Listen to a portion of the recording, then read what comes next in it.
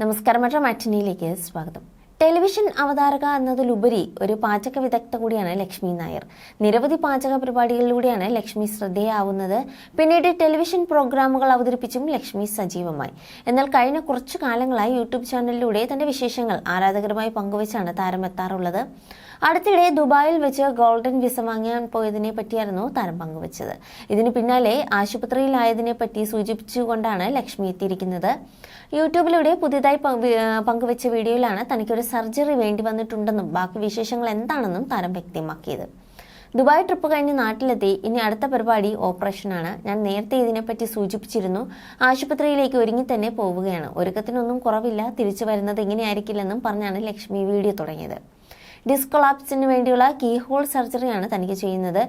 നേരത്തെ സർജറിക്കായി ഡേറ്റ് തീരുമാനിച്ചിരുന്നു. ഒറ്റയ്ക്കല്ല പോകുന്നതെന്നും മോളും അനിക്കുട്ടിയും എല്ലാം കൂടെ ഉണ്ടെന്നും താരം പറഞ്ഞു. സർജറിക്ക് പോകുന്നതിൽ പേടിയുണ്ടെന്ന് ചോദിച്ചാൽ ചെറിയൊരു പേടിയുണ്ട്. അതില്ലാത്തതുപോലെ ജാട കാണിച്ച് നടക്കുന്നതേ ഉള്ളൂ.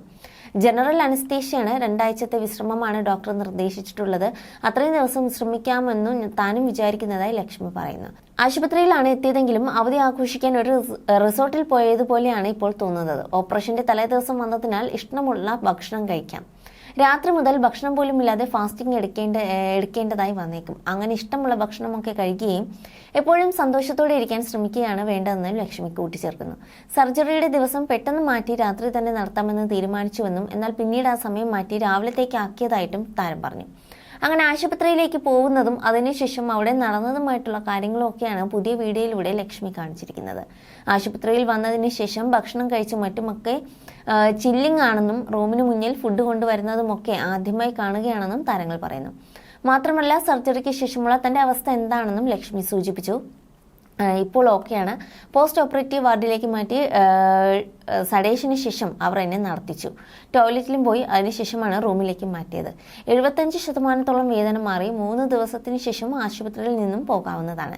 ഇനി ഫിസിയോതെറാപ്പി ചെയ്യാനുണ്ട്. 3 ആഴ്ച സൂക്ഷിക്കണം. ദൂരയാത്രകളൊന്നും ഉടനെ പറ്റില്ല. ഒരു ഓപ്പറേഷൻ കഴിഞ്ഞു പോകുന്ന ഫീലിംഗ്സ് ഒന്നും എനിക്കില്ല. 5 സ്റ്റാർ റിസോർട്ടിൽ നിന്നും പോകുന്നത് പോലെയാണ് തോന്നുന്നത്. അത്രയും നല്ല സർവീസ് ലഭിച്ചു.